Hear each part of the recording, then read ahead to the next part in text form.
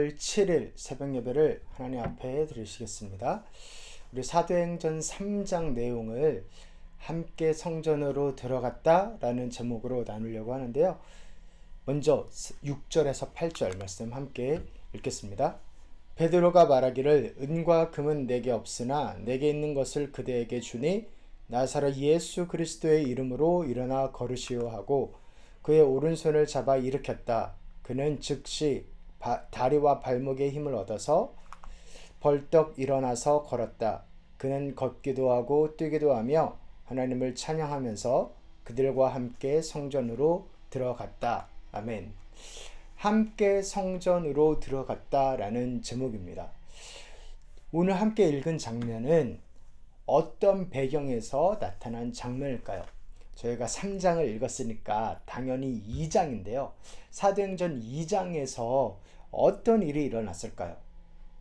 급하고 세찬 바람 같은 소리와 함께 그리고 하나님의 불이 내려서 각 사람들 머리 위에 있고 많은 사람들이 방언으로 다른 언어로 이야기하고 특히 하나님의 큰 일을 이야기하는 놀라운 일이 펼쳐졌습니다.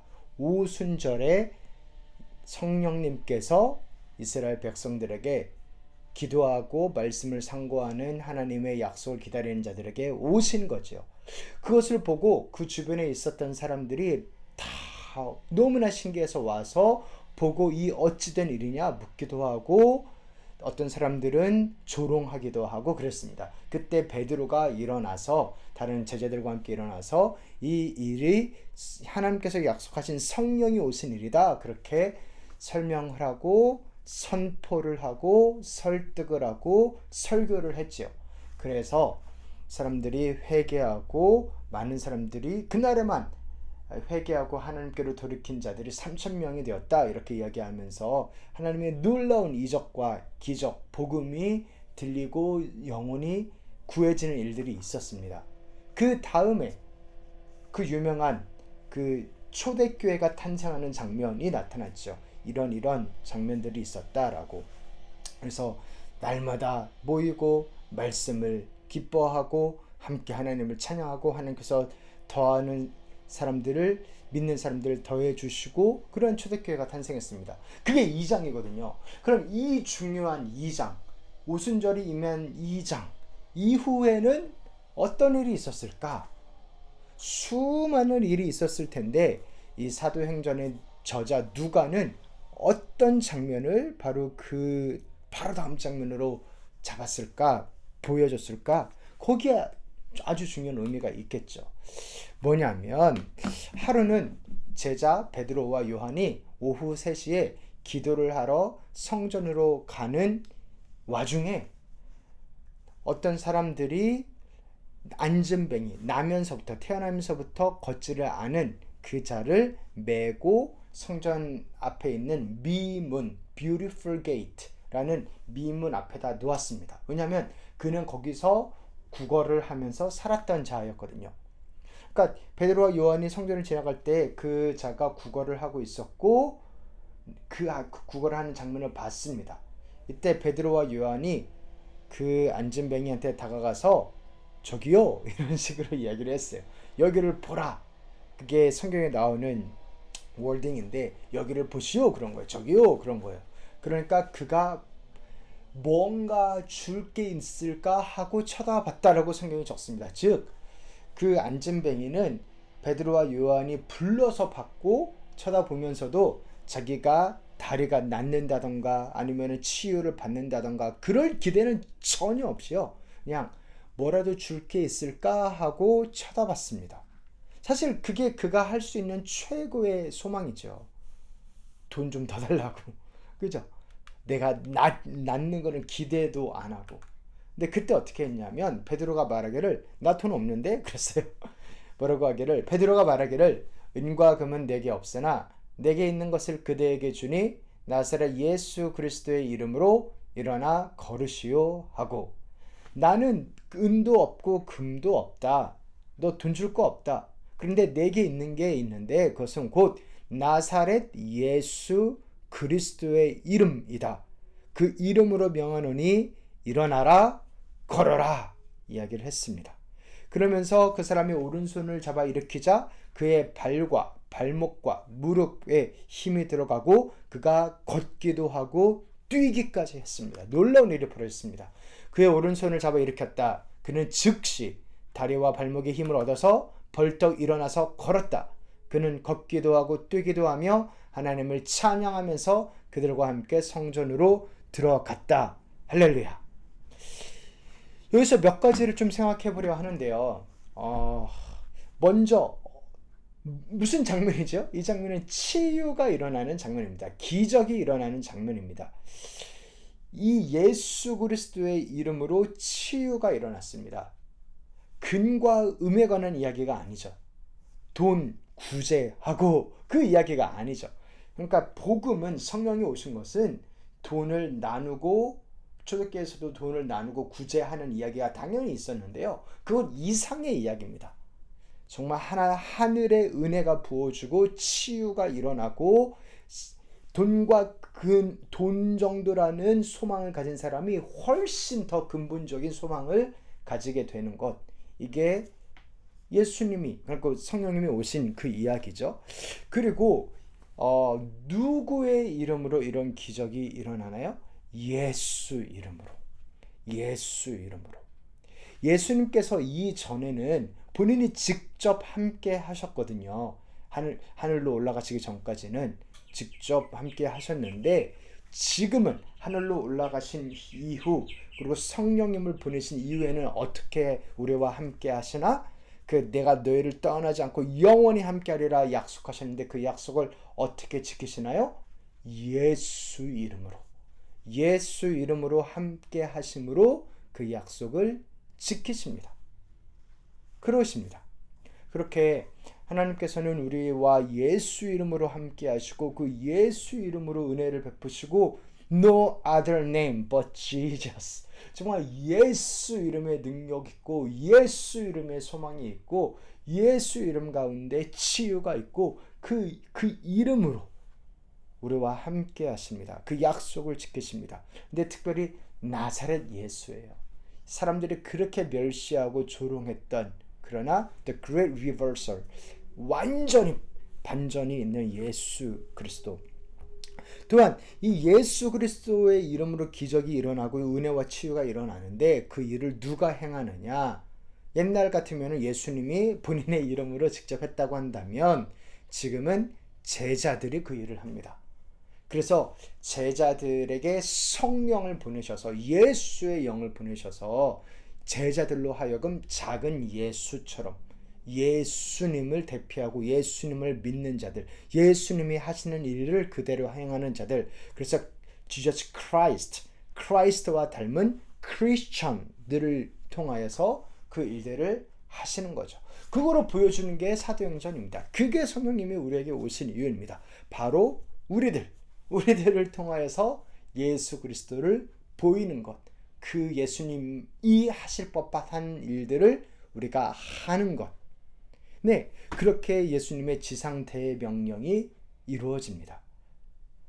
그리고 이 놀라운 일이 일어났으니까 얼마나 사람들이 깜짝 놀랐어요. 그래서 눈을 비비고 이게 진짜야 할 정도로 놀랐습니다. 이 앉아있던 사람이 성전을 향해서 찬양을 하면서 걸어가고 뛰어가기도 하는 것을 보고서 저기 미문 앞에서 구걸하던 사람 아니야? 근데 왜 지금 왜 걷고 있어? 왜 뛰고 있어? 찬양하고 있어? 하면서 깜짝 놀랐습니다. 그 모습을 보고 막 눈을 비빌 정도로 이러한 놀라운 광경이 일어나니까 사람들이 집중을 하게 되고 궁금해하게 되고 했을 때 그 에너지를 하나님이 당연히 사용하시죠. 이전에 오순절에 놀라운 일이 일어났을 때 사람들이 주목했을 때 베드로가 설교했던 것처럼 이번에도 베드로가 설교를 합니다. 뭐라고 그러냐면, 이스라엘 동포 여러분, 어찌하여 이 일을 이상하게 여깁니까? 또 어찌하여 여러분은 우리가 우리의 능력이나 경건으로 이 사람을 걷게 하기나 한 것처럼 우리를 바라봅니까? 왜 그렇게 놀라냐? 그리고 왜 우리를 보냐? 우리가 뭐 잘나가지고 이 사람 고친 거냐? 아니다. 우리의 뭐 경건, 우리가 진짜 착하게 살아가지고 어떤 능력이 나타난 거냐? 아니다. 우리 아니다. 그럼 뭔데? 하면서 예수 이름을 이야기하죠. 근데 이 예수 그리스도의 이름이 이 말을 듣는 그 사람들에게 뜬구름 잡는 이야기가 아니었습니다. 자기 삶에 아주 깊숙하게 연결된 분이셨어요. 곧 이 복음은 이 복음 전하려고 결국 베드로가 이 말을 전하려고 이 일이 일어난 건데요. 그러니까 다른 말로 하면 안증뱅이가 일어나는 게 베드로하고 요한 그 안증뱅이 셋한테만 하나님이 역사하시려고 이 일이 일어난 거냐? 아니거든요. 이 기적을 통해서 거기에 있는 많은 사람들한테 복음을 전하려고 일어난 거거든요. 근데 이 복음을 전하는데 그 사람들도 예수님과 관련이 있다라는 것입니다. 왜 있냐면 이 이야기를 하죠. 아브라함의 하나님과 이삭의 하나님과 야곱의 하나님, 곧 우리 조상의 하나님께서, 우리 조상들 이야기니까, 우리 엄마 아빠 이야기니까 하나님께서 자기의 종 예수를 영광스럽게 하셨습니다. 오, 영광스럽게 하셨다고? 그게 뭔데? 근데 여기서 뭐라고 이야기하냐면 예수님이 영광스럽게 된 게 뭐라고 베드로가 이야기하냐면, 여러분이 일찍이 그를 넘겨주었고 빌라도가 놓아주기로 작정하였을 때에도 여러분은 빌라도 앞에서 그것을 거부하였습니다. 이게 무슨 말이에요? 지난 6월절 때 약 50일, 60일 전에 예수님이란 분이 이렇게 예루살렘에 오셨을 때 사람들은 호산나 호산나 하면서 막 열광을 했거든요. 다윗의 자손으로 오신 이 예수여 메시아여 하면서 우리를 구원해 주셔서 열광을 했는데, 그때 대제사장들의 계략에 빠져서 예수님께서 붙잡히시고 결국 빌라도라는 로마 총독 앞에 서서 죽나 사냐를 결정하는 그때에 호산나 환호했던 자들이 뭐라고 외쳤어요? Crucify him, 십자가에 못 박아라, 그렇게 외쳤거든요. 근데 빌라도가 봐도 이건 좀 아닌 거예요. 아니 그럴 사람이 아닌 것 같은데, 그래서 빌라도가 막 놓아주려고 할 때도 아니야, no, crucify him, 십자가에 못 박아라, 이렇게 외쳤거든요.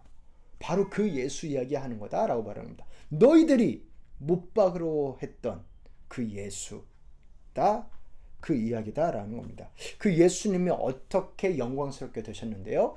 어떻게 됐냐면 실제로 십자가에 달려 돌아가셨으나 하나님께서 그를 죽은 자 가운데서 살려내셨습니다. 다시 살아났습니다. 부활했습니다. 그것이 우리 모두가 증인입니다. 너네도 다 아는 이야기 아니지 않냐? 하면서 예수님을 다시 살렸다. 그래서 너희들은 그 거룩하고 의로운 분을 거절하고 살인자를 놓아달라고 했지만 하나님께서는 생명의 근원이 되시는 이 예수 그리스도를 다시 살리셨다. 죽은 자 가운데서 살리셨다. 그래서 그 예수의 이름으로 죽은 자도 살릴 정도의 능력이 있는 예수라면 당연히 안진뱅이도 일으킬 수 있겠지요. 그 정도 능력이 계신 분이라면 이 예수의 이름으로 기적의 치유가 일어났다라는 말입니다. 그죠? 정말 놀랐는데, 깜짝 놀랐는데 내가 해코지하고 내가 미워했고 내가 배신했던 그분의 이름으로 능력이 나타났어요. 얼마나 마음이 어려웠고 복잡다양하고 찔렸을까요?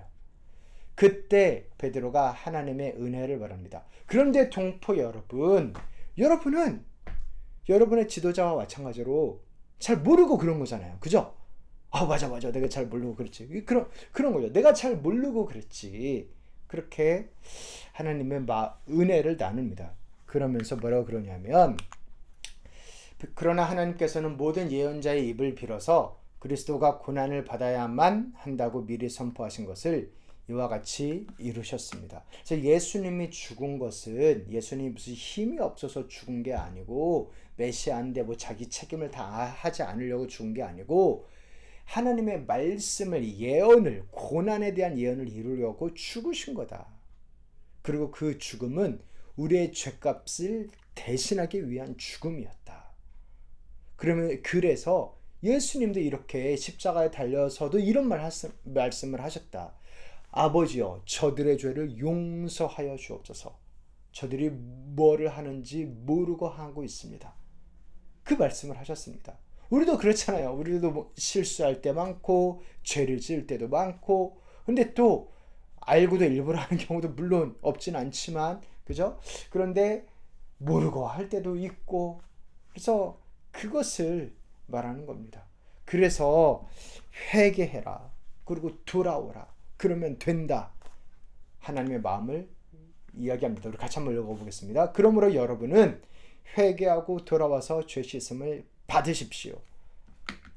이 말을 하려고 안전병이도 일어나고 여러 가지가 있었던 겁니다. 결국 이 복음, 우리가 죄를 인정하고 내가 죄인입니다. 나를 용서해 주시고 나를 고쳐주세요 라고 회개하면, 그렇게 하나님 앞에 돌아가면 하나님이 죄를 씻으십니다. 그리고 우리를 고쳐주십니다. 그리고 살려주십니다. 아멘. 이 회개의 복음, 회개로의 초대, 구원으로의 초대와 선포를 하게 하려고 예수님께서 성령을 보내셨고, 또 성령을 받은 크리스천들이 나가서 예수와 같이 사는 것입니다. 사랑하는 성도 여러분, 그쵸, 우리가 죄가 있고 실수가 있고 연약함이 있고 또 모르고 할 때도 있고 또 알면서도 내 이기심이나 아니면은 나의 귀찮음 때문에 할 때도 있고, 그 모든 죄들을 예수님께서 용서하실 수 있습니다. 이 복음을 전하게 하려고 성령님이 오셨고, 또 이 복음을 전하게 하려고 하나님께서 저같이 연약한 자도 사역자로 불러서 이렇게 말씀을 전하게 하셨고, 이 회개와 이 용서를 있다라고, 가능하다라고, 그것이 진짜라고, 그 용서를 받고 자유하라고 그 말씀을 하시려고 성령님께서 우리 가운데 계시고 지금도 살아계셔서 역사하시고 계십니다. 그래서 그 결과 어떻게 되냐? 그래서 저는 이 3장을 묵상하면서 이 구절이 가장 좋았거든요. 결국 우리를 어떻게 만들려고 하는 것인가? 뭐냐면 이겁니다. 안전뱅이가 일어났을 때 반응이에요. 벌떡 일어나서 걸었다.